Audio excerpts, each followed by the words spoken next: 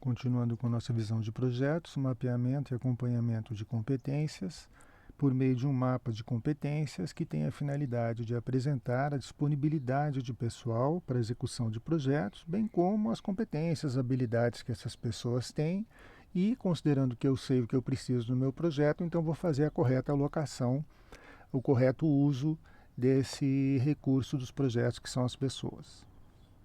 O mapa de competência pode ser ampliado para controlar não somente as pessoas em termos de suas competências, mas também a alocação percentual de utilização de cada uma, conforme nós vamos ver na planilha exemplo, que é essa daqui. Então, aqui nós temos 3 guias, uma de competências, uma de alocação e uma de custos, que nós vamos ver separadamente. A primeira, então, das pessoas disponíveis e habilidades e competências que elas possuem. Então, eu, por exemplo, vou ao longo do meu projeto, da criação do meu projeto ou ao longo do meu serviço numa organização, mapeando aquilo que é importante para os projetos que ela cria. Por exemplo, programação, marketing financeiro, a parte de gestão de projetos, documentação, comercial, relacionamento com clientes, etc.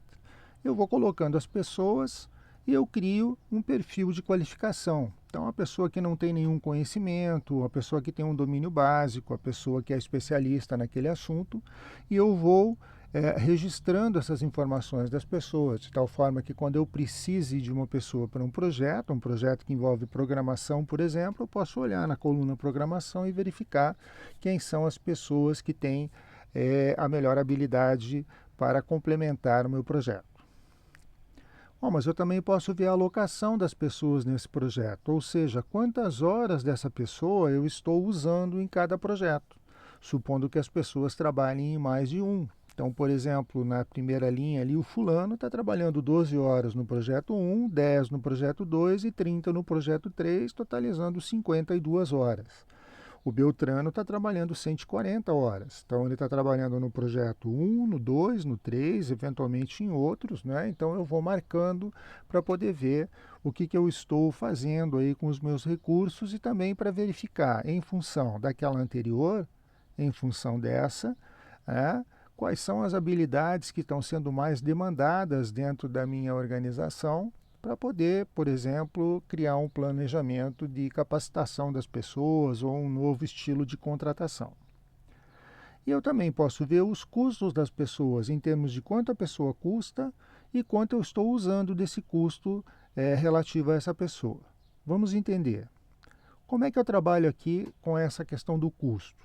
O custo aqui está sendo simplesmente alocado 85% de custos em função do salário que a pessoa recebe. Então, por exemplo, fulano ganha R$ 6.000, eu multiplico esses 6.000 por 1,85, a fórmula está ali embaixo, eu tenho um custo para ele de 11.100, que é o que efetivamente vai acontecer no meu projeto, né? Porque quando a gente paga, a gente faz o pagamento do salário, o pagamento dos encargos, o pagamento de benefícios, previsão para férias, para 13º, para eventualmente, conforme a empresa, para demissão, para a questão de auxílios diversos, né? Então, a gente estimou aqui que isso seria, para esse exemplo, de 85% do salário da pessoa, o custo.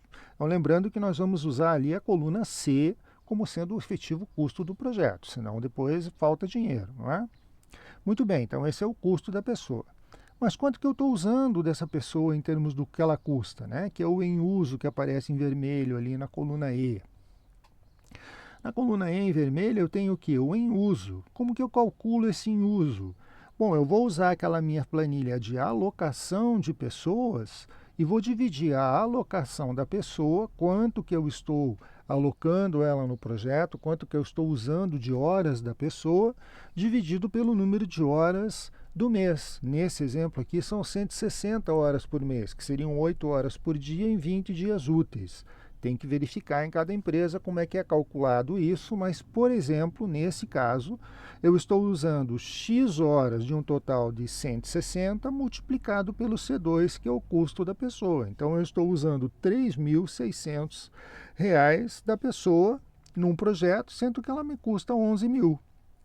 Ou que pode ser representado também pela divisão do que ela está trabalhando, né, alocada, R$ 3.600 alocada em projetos, mas custando para mim 11.100. Então, eu estou usando, por exemplo, 32% do que eu pago para o recurso fulano e 87% do que eu pago para o recurso Beltrano.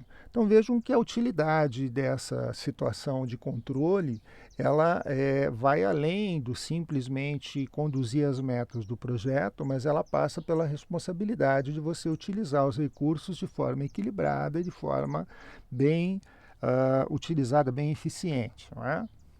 A vantagem, então, de usar uma planilha para fazer isso é que ela é muito fácil de aplicar e dá uma visão rápida, concisa do pessoal em termos das competências, dos custos e da alocação. Mas ela tem uma desvantagem, que ela não guarda histórico.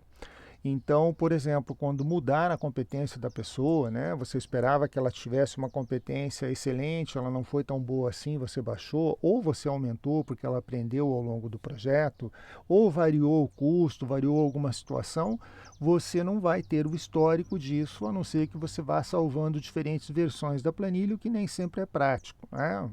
Você pode até consolidar no final, mas não é o melhor mecanismo. Então, nesse caso, você gostou dessa utilidade, o melhor é criar um banquinho de dados em que você tem essas informações e essas fórmulas rápidas. Essa planilha é baseada numa planilha que é fornecida lá pelo CD do livro que a gente indica, né, do Daniel Gasnier, que tem uma série de modelinhos de gestão de projetos, mas novamente eu reforço que a internet é riquíssima na área de projetos em função da utilidade que elas têm. Então, vocês têm aí vários modelos, cada empresa, cada local de trabalho controla isso de uma forma diferente.